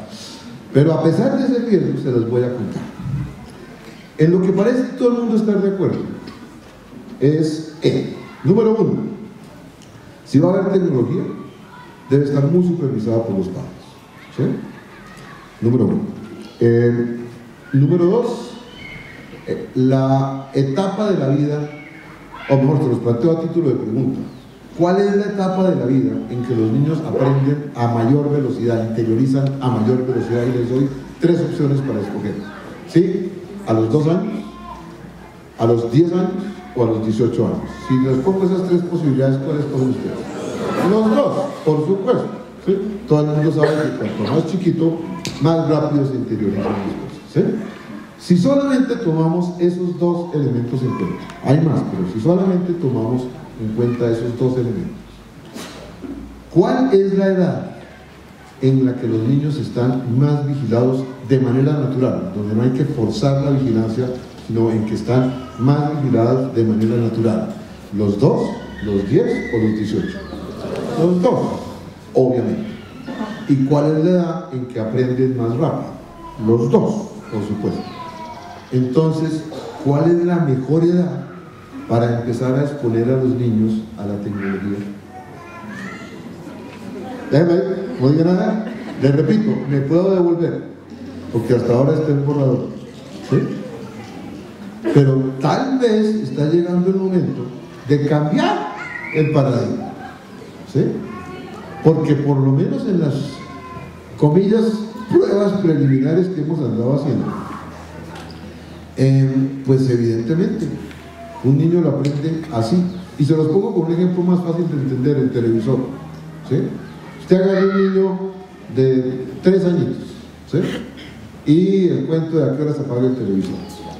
Entonces la familia se pone de acuerdo y terminando los Bayardigans a las 7:30 de la noche se apaga el televisor. Listo, ya está, ¿sí? Entonces el lunes, 7:30 de la noche, se apaga el televisor. El muchachito hace un berrinche. El martes, la misma historia, berrinche. El miércoles, la misma historia, pero el berrinche es un poquito más chiquito. Ahora, eso supone que los papás son firmes, ¿sí? Porque si el chino hace el berrinche y los papás se ven, no, pues el martes va a ser terrible. Pero si los papás se ponen las pilas y el televisor simplemente se quedó apagado, entonces el papá se va para allá y la mamá se mete al baño y el muchachito puede llorar lo que le dé la gana y se acabó el asunto, ¿sí? Se le pasa el lagrimeo en 3 o 4 minutos, y el martes se le pasa en 2 minutos, y el miércoles apenas se llama y se acabó, ¿sí? Entonces, si uno realmente es firme, ¿sí?, con el cuento del televisor, el niñito aprende que cuando terminan los Bayardigans, pues se acabó el televisor, punto, ya se acabó. Y ese es el niño que, visto 2 meses más tarde, cuando todos decimos mejor apagar el televisor, el chino ya lo apaga y no pasa nada y sigue la vida común y corriente. Repito, en el caso que hayamos sido apropiadamente firmes, por supuesto, de lo contrario usted mismo. Si trasladamos eso al iPad, ¿sí?, mi amor, cuando uno juega este jueguito, apenas termina este juego se apaga el iPad, ¿sí? Entonces el chino juega el juego, termina y claro, quiere el siguiente, obviamente. No. ¡Ah! Misma historia del televisor. Pero si lo hacemos bien, el muchachito aprende que cuando es este juego, es este, y no más. Y se apagó y se guarda. Y ya está, ¿sí? Repito, en borrador me puedo devolver, queda dicho, ¿sí? Por ahí derecho. Eso con tecnología, pero volvamos a lectoescritura, lo que se aprende de conocimientos. Y en este caso trasladémonos de lectoescritura a matemáticas. La pregunta es, ¿y cuánta matemática le damos a los niños? El siglo XX tuvo una respuesta obvia. A ver, no pregunte. Punto número 1, los niños son homogéneos, entonces a todos igual. Y punto número 2, se les da hasta aquí. ¿Por qué? Porque yo dije, ¿Alguna pregunta? Y así fue como todos aprendimos matemáticas. ¿Sí? ¿Y por qué llegamos hasta aquí? Porque alguien dijo, y ya, no pregunte más, eso es todo lo que hay que hacer. Pero resulta que los niños son diversos, ¿sí? No son homogéneos. Además, cada uno para una cosa distinta. Entonces, uno tal vez sí necesite mucha matemática si va a ser físico teórico, tal vez, ¿sí? Pero si el otro va a ser chef, de pronto no, ¿sí? O avistamiento de aves, ¿sí? Entonces, cuando uno le mete esa consideración a ese mismo mono, ahí sí surgen preguntas, y entonces esto ya no es tanto para los padres, es más para los maestros, porque entonces ahí sí toca contestar estas preguntas, ¿sí? Y ahí ya no es a rajatabla, ¿sí? Ahí sí contésteme, ¿cuánta matemática? ¿2 más 2? ¿O toda esta cosa? ¿Cuál? ¿Sí? ¿Y por qué? Explíqueme por qué. Les voy a hacer una pregunta así, a rajatabla. No se vale que me la conteste el profesor de química, esa no la puede contestar, pero con excepción de él, los demás tienen que contestarla. ¿Quién me puede decir aquí qué son los alcanos? Los alcanos. ¿Nadie? Nadie sabe qué son los alcanos. Y ahí están, vivos, exitosos, les ha ido bien. ¿Sí? Estuvieron de vacaciones en Cancún. ¿Necesitaron los alcanos, de verdad? ¿Sí? ¿En serio? ¿Dónde queda el litio en la tabla periódica? ¿Sí? ¿Cómo es la integral cuando tiende al infinito del x igual a 3bz? ¿Alguien la puede contestar? ¿Sí? Ya están vivos, exitosos. Repito, acaban de llegar de Cancún de vacaciones y necesitaron eso. ¿Por qué? ¿Para qué? Pero profe, es que mi hijo, mire, usted tal vez no sabe, nosotros tenemos una empresa de pescado, de cría de pescados, tenemos esas lagunas de pescados, las inició mi abuelo, luego mi papá, luego yo, tenemos esta empresa, a este muchacho le encanta ir, cada que puede se vuelve para allá, el tipo va a hacer pescados, todos los que eran pescados. ¿Los alcanos le van a servir para criar pescados? ¿Sí? ¿Para quién? Porque para algunos de pronto sí. En idiomas, misma historia. Con Bogotá, el cuento es que aquí se habla inglés. Uy, eso todo. Uy, sí. Todos hacemos bene porque es que esto es bilingüe. And yes, speaking English and speaking it fluently, it's important, yes, I understand that, yes, indeed. Pero yo también puedo hacer Mingo Washington tú y qué. Y no pasa nada. Yo soy neurólogo. Yo me la paso en congresos, muchos de ellos mundiales. Ustedes saben lo que es escuchar un premio Nobel de medicina japonés hablando en inglés. No, eso no lo entiende nadie. Nadie le entiende nada. El tipo es Nobel. ¿Sí? ¿Y cuál es el problema? ¿Sí? Y ahora hay que meterle mandarín. Sí. Entonces, no estoy tirándole piedras a eso, no, quede claro. Pero sí estoy diciendo que también ahí tendríamos que ser capaces de contestar esas preguntas. ¿Cuánto, por qué, para qué y para quién? ¿Sí? Los alcanos, ya hablamos de los alcanos, por supuesto. ¿Sí? En sociales, ¿quién me puede contar aquí sobre las guerras púnicas?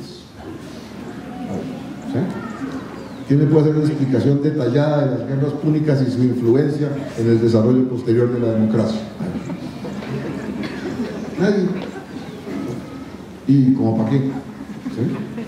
Ahora, si ustedes todos coinciden conmigo, el problema nos queda.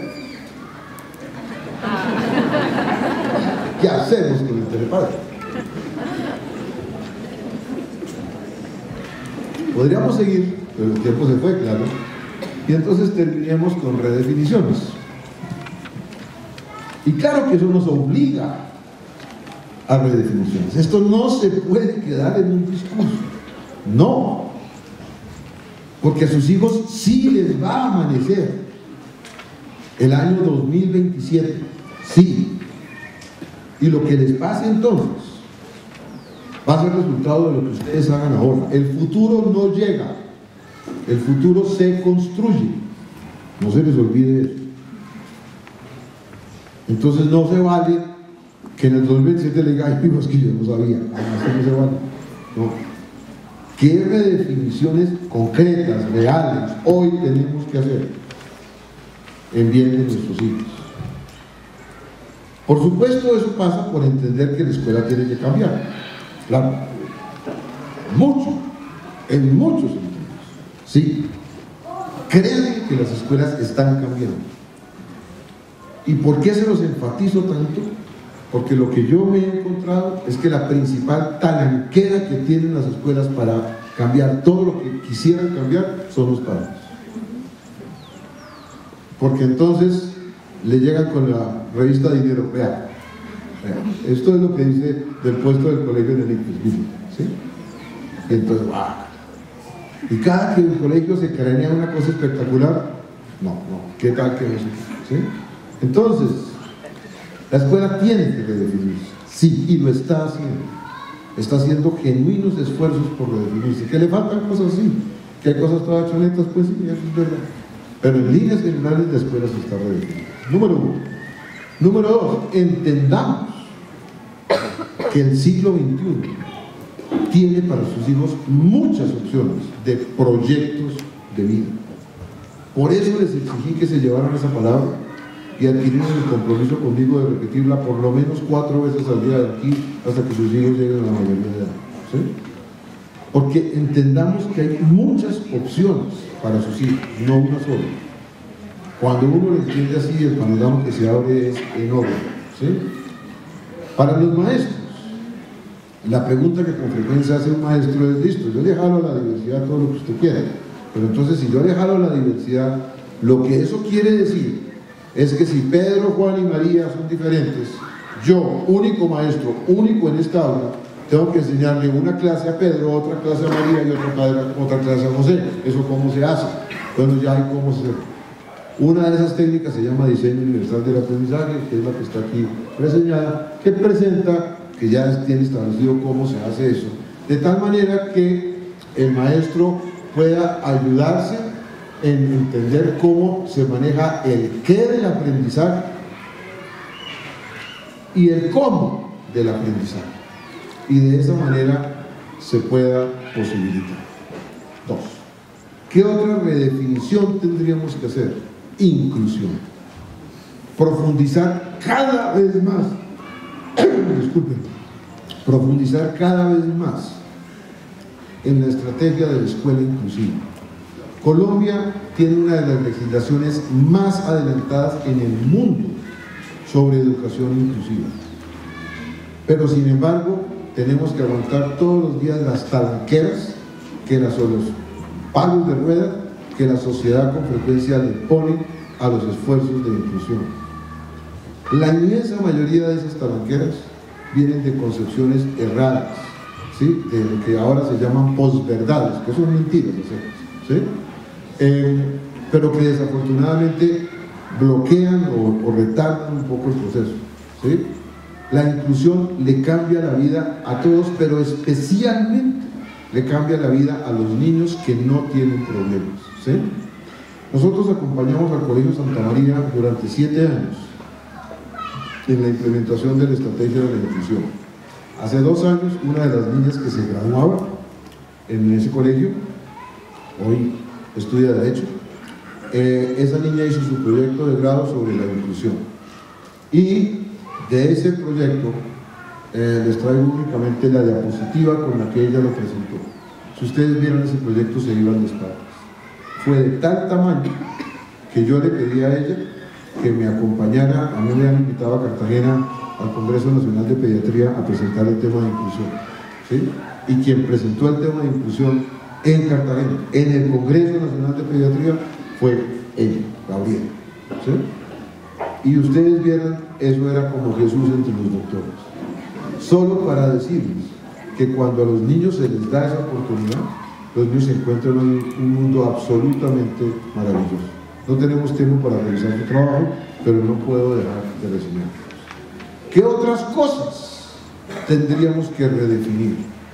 la escuela sí tendría que redefinir todos esos fundamentales, ¿sí? La escuela sí necesitaría hacerse esas preguntas para todo lo que oferta, sin lugar a dudas, desde aquí hasta acá, sí. ¿Por qué? ¿Cuándo?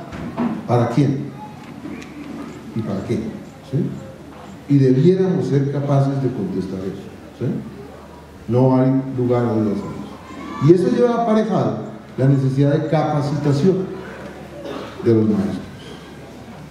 Y esa implementación se posibilita porque en Colombia tenemos, por fortuna, el proyecto educativo institucional, en donde cada escuela puede diseñar lo que quiera y tiene básicamente autonomía para hacerlo. Obviamente eso nos obliga a redefinir normas y qué se hace con el aparato administrativo y, por supuesto, dicen los gringos, last but not least, de últimos pero no el último, los padres de familia, ¿qué juegan ahí? Entonces, si entendemos esto, entenderemos que sus hijos tienen múltiples proyectos de vida. ¿Qué características tiene que tener un proyecto de vida? 3. Tiene que ser factible, tiene que ser gratificante y tiene que ser útil. Y tiene que empezarse temprano, ¿sí? Desde muy temprano, no predeterminar a los niños, no. Su papá fue militar, yo soy militar, tú serás militar, no, por supuesto que no, absolutamente no, ¿sí? Pero lo que sí es ofertarle a los niños mundos y ir como intuyendo como qué mundos pueden ser y por ahí seguir escarbando, algo así como armar unos abanicos de proyectos de vida cuando tienen 13, 14 años, una cosa por el estilo, y ayudarlos a irlos depurando. Nada más doloroso que lo que vemos hoy en día. Terminando el último año escolar, a todos los colegios llegan la cosa vocacional para que los niños decidan a qué se le apunta, y eso es para efectos prácticos un team marín de doping web, ¿sí? Entonces sacan a entran a esta universidad, 2 semestres más tarde salieron, ¿sí? No hay derecho, ¿sí?, que hagamos esto. Para terminar, el rector de todo esto, el amor de los padres por los hijos, que se atraviesa con frecuencia el concepto del error, ¿sí? En otras palabras, la concepción de que los niños no son perfectos. Pues no, los niños no son perfectos porque perfectos, muy poquitos en el mundo. Perfecto, mal en el mundo. Yo la veo a ella y las veo a ustedes y me da un desconsuelo. Con perdón de ustedes y de sus maridos, pero la verdad, en serio, es que no. Hay que ser honesto y hay que decir las cosas de frente. Perfecta, Mario. Sí, perfecta. Perfecto el niño Jesús, en cualquier variante, el de Praga, el del 20 de julio, el de Río, cualquier. Van 2, perfecto. Perfecto, mi nieta ya está entrando en la adolescencia. Ustedes no se imaginan la dulzura, no, es que y como canta, y toca guitarra, ya tiene una banda. No, si me permiten, extendemos esta conferencia hasta las 5 de la tarde y les voy a contar. Perfecta, sin lugar a dudas, Amalia. Este no, porque es el yerno que por definición es imperfecto, pero esta es Amalia, ¿sí? Cuando Amalia sonríe, ahí es cuando el mundo tiene permiso de empezar. Mientras tanto, el día no puede arrancar. Perfecta Martina. Es de unas salidas, una cosa impresionante. El negro, por supuesto. La dulzura de ese niño. Hace un ratito me dijo, te extraño, bueno, viven en Medellín. Y dice, no, es que ni para que les cuente, ¿sí? Y perfecto, el que tiene alma de marinero, según dijo Serrat en la canción esa Mediterráneo, ¿sí?, que es el mono, ¿sí? Y perfecto, yo, ¿sí? Con esas 8 excepciones, ustedes todos son imperfectos. Y sus hijos son imperfectos. Y se los digo para echarles sal en los ojos, claro, que no tienen los nietos que tengo yo. Pero más que por eso, es porque me interesa desmitificar el error en la infancia. Desafortunadamente, el chip que tenemos metido es el de considerar al error como un accidente inesperado e inapropiado en el devenir de los niños. Entonces permítanme decirles que no, es al revés.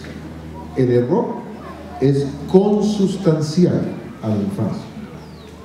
¿Y por qué? Pues porque es que resulta que para los niños todos los días es la primera vez.